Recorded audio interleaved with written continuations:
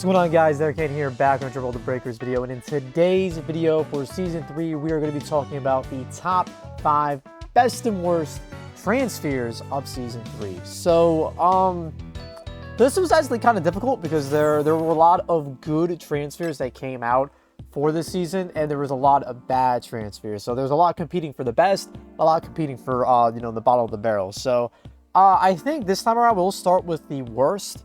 For the worst, we don't have any honorable mentions because we only got 11 Transpheres this season. So I have 5 in worst, 5 in best, and I have 1 in honorable mentions for best. So at number 1 at worst, which one do you guys think? Before I say which one do you guys think, I'll wait. We'll play Dora the Explorer. Which Transphere do you think is the worst? Golden Frieza! Yeah, it's Golden Frieza, dude. Yeah, Golden Frieza is hands down the worst transfer in the game. So the way I am rating these guys is based on their Ki Blast, based on their super attacks, and the active and passive skills that they brought to the game. In terms of Frieza, all of his passives suck. Let's look at his Golden Frieza. I think it was just Destructive Impulse, which we already had in Frieza Force Tech. Whoop-de-doo, right? And for Golden Frieza, his only good super attack is an old super attack, which is Depth Slicer, and Emperor's Death Beam is one of the most disappointing super attacks we've ever received in the game, because this super attack is monstrously good in Xenoverse 2, and was not even, you can't even compare the two, it's really that bad. Crazy Finger Shot is just mid. It's not the worst super attack in the game, but it's by far not even like close to being one of the best. So Golden Frieza was an easy number 1 pick for the worst transfer of the season. Very disappointing because it's a very cool transformation, but you had to choose between Final Form and Golden. It's not even close. You would choose Final Form every single time. So next up we have Captain Ginyu. His Ki Blasts are really not that great at all. His super attacks are not that great. Besides Milky Cannon is quite mid. I mean, you could argue maybe Milky Cannon could place him a couple tiers lower on the worst list. If you guys don't know how the worst list works, basically, number 1 is the very worst, 2nd is really bad, 3, and it gets gradually less bad as we go along. So you can make the argument here just because Milky Cannon is an okay super attack, but his Ki Blasts are bad, and all of his skills are nothing really crazy. My man has Swimming Savant, Movement Speed Dirt, and he has an even stronger form, which I never even pulled, but I don't really care that I didn't pull, because all it does is make you move slightly faster when you're revived, and it's not very noticeable when I've seen people use it, so it's not that great of a skill. For number 3, we have Great Saiyaman 2. I was kind of in between putting Great Saiyaman or Great Saiyaman 2 for number 3. The reason why I opted to choose Great Saiyaman 2 is because at the very least, Great Saiyaman has better Ki Blast, and the super attacks are better, albeit not new super attacks, which is very lame. For some reason for Gohan, they really love not giving him new super attacks. For his adult form, actually, yeah, he's never gone, well, actually, all right. I guess Super Kamehameha is technically new, but it's not an exclusive new super attack to him. Like, all the Super Saiyan forms have Super Kamehameha active, but I think Great Saiyaman 1 has it, which is kind of whatever, but I guess he's not Super Saiyan. So they could have a Super Saiyan Great Saiyaman in the future, I guess. I don't know. But yeah, overall, these guys are pretty mid. So I have Great Saiyaman 2 at number 3. Volley has fallen off the cliff. Full Power Energy Wave is probably her only good super attack. I mean, this super attack is the standard. Like, it's not bad. It's just not really that appealing just because it's very lame. It's very basic. Justice Combination is really not that good at all. It has a super slow startup. It goes very slow. The only good thing about it, the damage isn't that great either. The only thing that's good about it is that it holds the Raider in place the longest, I believe, out of all the melee supers. So there is that, and that's basically it. And her Ki Blasts are atrociously garbage. I think they're slightly better than normal, but you never really use Videl for her Ki Blast anyway. But yeah, the only reason why I was considering putting her at 4th instead of 3rd was because her passive, which is City Defender, gives you an extra cube, and First Aid is pretty good. You can make the argument. Now I'm like looking at City Defender First Aid. Maybe she deserves to be in 4th instead of 3rd, but like I think these guys are interchangeable. So yeah, 4th was Great Saiyaman 1, or just Great Saiyaman.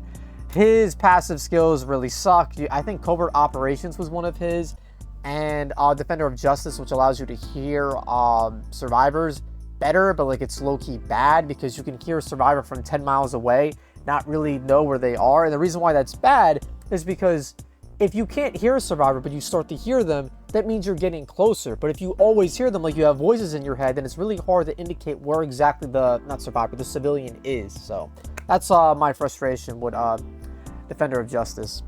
So moving right along, we have Super Saiyan Bardock. So this might actually surprise a couple people. The reason why I have Super Saiyan Bardock as the 5th worst Transphere of the season is not because he is a god-awful, terrible Transphere. It's just like, I need to put somebody for number 5, and compared to the other Transpheres in the game, I just find the other ones better, and this one just doesn't really cut it for me. Riot Javelin really isn't that great of a super attack. If you're using Super Saiyan Bardock, I guarantee you, you're probably using Rebellion Spear, and I doubt you're using Full Power Energy Wave. His active skill, Instant Descent, really isn't that great. I really haven't found that much of a use for it, in my opinion. It hasn't really allowed me to dust Raiders, and the fact that it doesn't combo with Landing Delay, I feel like it's just doesn't really flow that well with builds that most survivors are running these days. And his Ki Blast are really not that great. And again, if you're going to be using Super Saiyan Bardock, you're going to be using Rebellion Spear, which isn't even a new super attack anyway. He does have a passive skill that is kind of neat, which is Power to Change the Future. So that skill allows you to get some extra like limit gauge juice, allows you to take more damage while you're level 4, which is kind of neat. But if you don't become level 4, then it's essentially dead passive, and it's really difficult to communicate with the team that doesn't know that you're using it unless you are in a pre-made, right? So now let's move on to the best list. So the number 1 best Transphere for Season 3, I think it's pretty obvious who it is. It is Kid Buu. So the reason why Kid Buu is the best Transphere, in my opinion, for Season 3 is because he has great super attacks. Majin Kamehameha is really solid. I mean, it's basically just Kamehameha, but it's pink. Full Power Energy Wave, whatever. But Vanishing Bolt is really the breadwinner for Kid Buu. And he has Quick Sleep, which is a very cool active skill that he has. It's great. It's not like amazing. It's not broken by any means, but it's really good. And then we have Angry Shout. Angry Shout is very, very good. And Kid Buu has insanely good Ki Blast at level 3. His level 3 Ki Blast can basically counter every Raider Ki Blast in the game that is counterable. Like, unless it's a laser-based Ki Blast that you cannot counter, Majin Buu or Kid Buu, Kid Buu can counter them. So he's a very, very good Transphere, and you're going to see him being used throughout the season for the rest of the season just because of how good he is, even if he wasn't one of the last ones released. He's going to be used for a long time, man. Vanishing Ball is good, his Ki Blasts are good, and Angry Shout is very good. So he's, overall a very, very good Transphere, and I think definitely earned a spot at number 1. So for number 2, I have Super Saiyan 2 Gohan. And although not all of his super attacks are the, as good as Motionless Kamehameha, Motionless Kamehameha I think is so good. It definitely carries Gohan a lot. His Ki Blasts are fine. He has Kamehamehas they can send out. I used to kind of sleep on the Kamehameha Ki Blast just because there are some Raiders where you can't counter their Ki Blast, like Raiders like Nappa, Raiders like Jason Birder. But if you use Kamehamehas, it's a good way to deal damage to these Auto-Evolved Raiders, because Auto-Evolved Raiders take extra damage overall. That means melee damage, that means Ki Blast damage, and super attack damage. So even landing Kamehamehas definitely makes a big difference. And Motionless, what's really cool about it is that it actually doesn't completely deplete the gauge.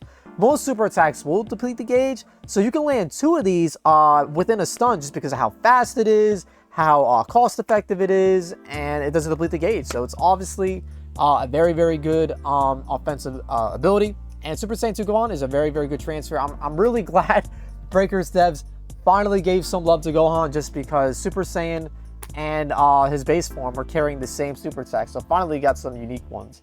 So for the 3rd best, oh no, I had it confused. So Super Saiyan 2 Gohan I actually had number 3. I misread. I apologize. So Super Saiyan 2 Gohan I had at number 3 best in the game. For 2, some of you guys are probably like screaming and already typing in the comments. I goofed. For the number 2 best Transphere for Season 3, I had Super Saiyan 2 Vegeta. And the reason why I had Super Saiyan 2 Vegeta is because all of his super attacks are solid. Final Flash is very good. It comes out very, very fast. A little slower than Motionless Kamehameha, but the damage is going to be better there. And his Ki Blast. You get Gallic Gun at level 1, you get the spammy Ki Blast at level 2, and you get the super spammy Ki Blast at level 3. His active skill is okay. It's okay. It's not insane by any stretch of the imagination.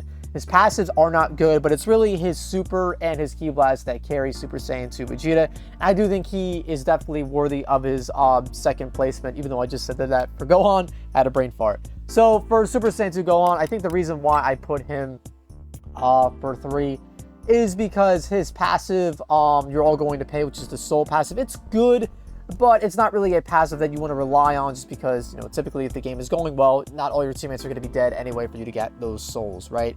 But I just feel like normally the Ki Blast supers are going, like the ball-based Ki Blasts are going to be more useful in countering Ki Blasts than the Kamehameha. So that kind of tips Vegeta over a little bit. He has better Ki Blast, and his super, I think, is just as good, if not better, than most of his Kamehameha. You could make that argument. So I feel like, you could argue these guys, you could put them 2, you could put them 3. So the fact that I goofed it doesn't really matter per se. These guys are like neck and neck, 2 and 3, in my opinion. So moving right along, for number 4, I have GT Pan. So Pan, I think, was a transfer that none of us really expected to be as good as she was. I was going to say Maidenless Blast. Maiden Blast is actually a very, very good super attack. It's essentially Big Bang attack, but it has that added property of knocking back the Raider if you use it close range when you utilize the little aura. In terms of her passives aren't insane, but her Ki Blasts are really good. They're basically Kid Boo's Ki Blast, and the fact that she has a Big Bang with a little extra kick is very, very good. World Champions Grandchild is okay. It's not amazing. The Radar Power Boost Peripheral info is actually pretty good. The Expert Driver Barrier Destruction thing is okay. If you are on a bike and you get hit, you're not going to lose your barrier. It's whatever. It's not terrible. It's not fantastic. Her passives are mid. She has mid passives, so mid passives, really good super, really good Ki Blast at level 3. Honestly, I think that definitely makes her make the top 5 for transfers for Season 3. And then last but not least, I was in between Kid Trunks and Goten, and the only reason why I opted to put Goten over Kid Trunks is simply because of Goten's passive Exploration Enthusiast skills. This passive is so good, dude.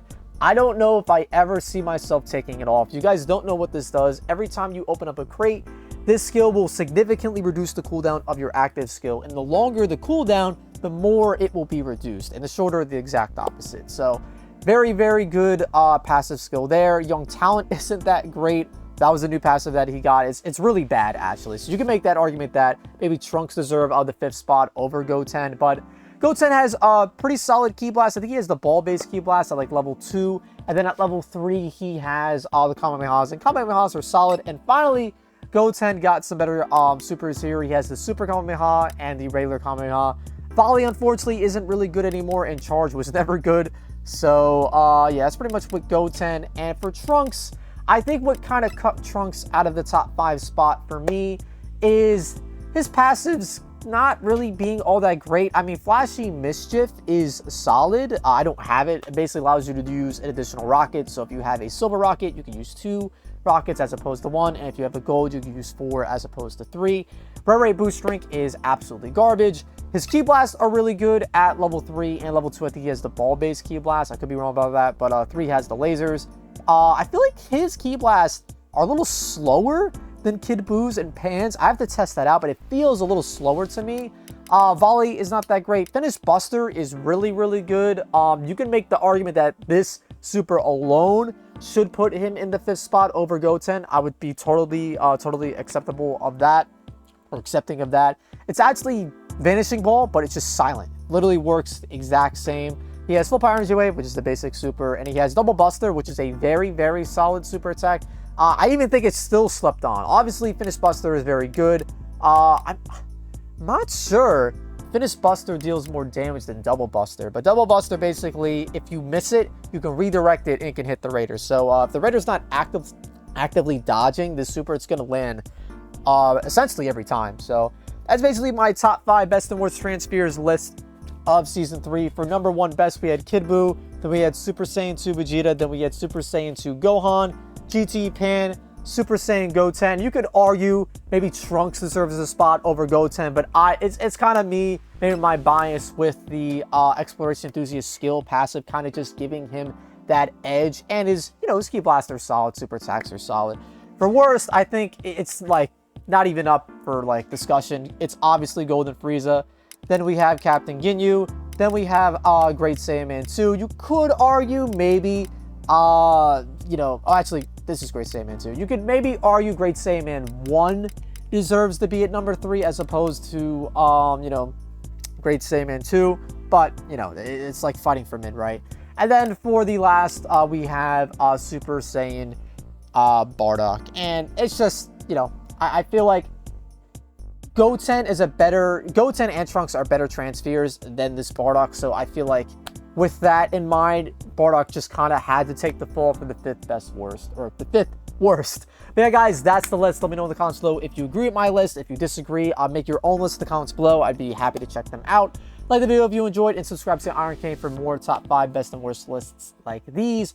Showcases, highlights, streams, race comps, all that good stuff. And I'll catch y'all in the next one. Take care, stay safe, have fun. Peace out.